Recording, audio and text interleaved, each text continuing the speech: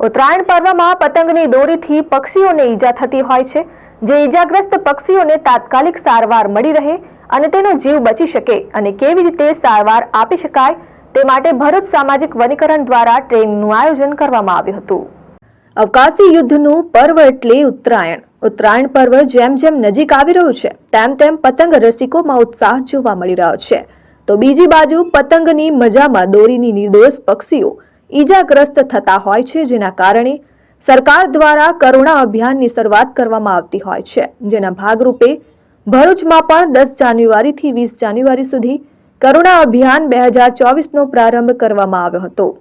કરુણા અભિયાન હેઠળ પતંગની દોરીથી ઈજા પામતા પક્ષીઓને તાત્કાલિક સારવાર મળી રહે અને નિર્દોષ પક્ષીઓના જીવ બચાવી શકાય તે હેતુથી ભરૂચ સામાજિક વનીકરણ વિભાગ દ્વારા ટ્રેનિંગનું આયોજન નીલકંઠેશ્વર મહાદેવ મંદિર ખાતે સામાજિક વનીકરણના ડીસીએસ ઉર્વશી પ્રજાપતિની ઉપસ્થિતિમાં રાખવામાં આવ્યું હતું, જેમાં વન વિભાગના આરએફઓ કર્મચારીઓ સહિત વિવિધ જીવદયા પ્રેમી સંસ્થાના આગેવાનો મોટી સંખ્યામાં ઉપસ્થિત રહ્યા હતા।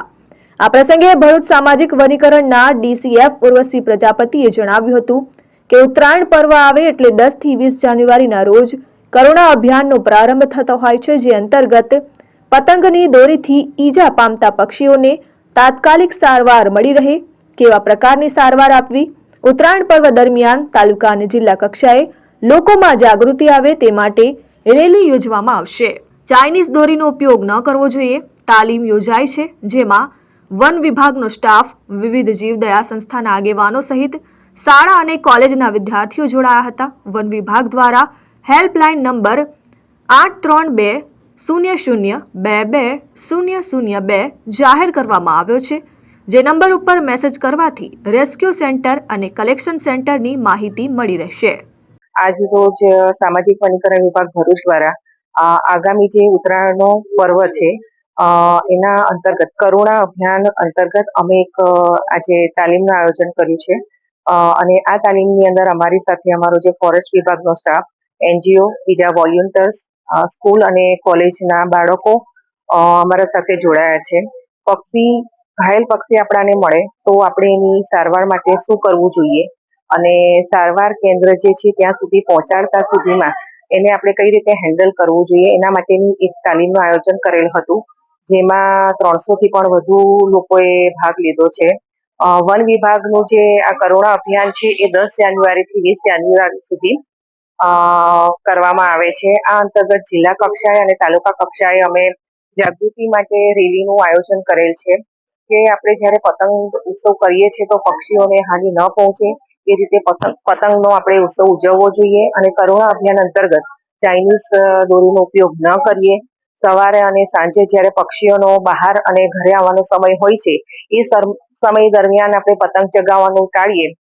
કામધેનુ ગૌરક્ષા સમિતિના આશિષ શર્માએ જણાવ્યું હતું કે વન વિભાગ દ્વારા જાડેશ્વરના નીલકંઠેશ્વર મહાદેવ મંદિરના હોલમાં તાલીમ યોજાઈ હતી, જેમાં પતંગની દોરીથી ઈજાગ્રસ્ત થતા પક્ષીઓને તાત્કાલિક સારવાર કેવી રીતે આપી શકાય, કેવી સારવાર આપી શકાય અને જરૂર પડે તો નજીકના રેસ્ક્યુ સેન્ટરમાં લઈ જવામાં આવે સહિતની વેટરનરી ડોક્ટર સહિત તેમની ટીમ દ્વારા સારવાર આપવામાં આવશે। આજરોજ ભરૂચ વન વિભાગ તરફથી કરુણા પક્ષી બચાવવાનું જે અભિયાન છે, ગુજરાત રાજ્ય સરકારનું એક અભિયાન છે પક્ષી બચાવવાનું ઉત્તરાયણના પવિત્ર તહેવાર નિમિત્તે, એનું આજે એક ટ્રેનિંગ માટેનું એક સેશન રાખવામાં આવ્યું છે ભરૂચ નીલકંઠ મંદિર કમ્પાઉન્ડની અંદર। ભરૂચ જિલ્લાની અંદર પતંગ રસિકો દ્વારા જે પતંગ ઉડાવવામાં આવે છે તે સમય દરમિયાન અબોલ પશુ પક્ષીઓને જે ઈજા થાય છે એના માટે વિવિધ જગ્યાએ સારવાર કેન્દ્રો ખોલ્યા છે, વેટરનરી ડોક્ટરોની ટીમ તૈનાત કરવામાં આવી છે। આ ઈજાગ્રસ્ત પક્ષીઓ જે છે એને કેવી રીતની સારવાર આપવાની અને કયા પ્રકારની સારવાર જરૂરી છે આપવાની એ બાબતનું અત્યારે ટ્રેનિંગ સેશનનું એક આયોજન કરવામાં આવ્યું છે ભરૂચ વન વિભાગના ડીઓફઓ તરફથી। તો તેની અંદર ઘણી બધી વિવિધ સંસ્થાઓ સક્રિય કાર્યકર્તાઓ તરીકે હાજર રહી છે। એમાં કામધેનુ ગૌરક્ષા સમિતિ તરફથી હું આશિષ શર્મા આ ટ્રેનિંગની અંદર ભાગ લઈ રહ્યો છું। Sachin Patel, R news, Bharuch.